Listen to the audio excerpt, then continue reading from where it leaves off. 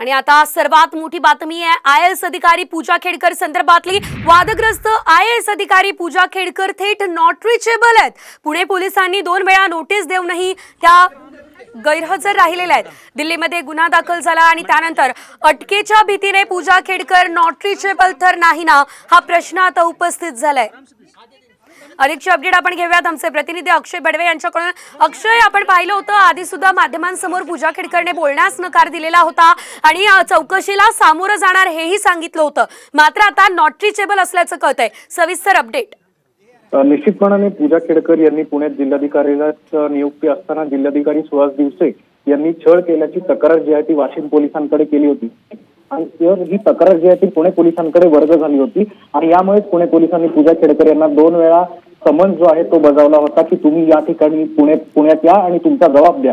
मात्र दोन्ही समन्स बजावल्यानंतर सुद्धा पूजा खेडकर या पुण्यात आलेल्या नसून सध्या त्या नॉट रिचेबल आहेत। त्यांना व्हॉट्सअप देखील केलेला आहे, परंतु त्यांना मेसेज जात नसल्यामुळे दिल्लीत त्यांच्यावर एक जो गुन्हा दाखल आहे त्याच्या भीतीने त्या नॉट रिचेबल आहेत का असा देखील चर्चा आता सुरू झाली आहे। धन्यवाद अक्षय दिलेल्या या संपूर्ण अपडेटसाठी।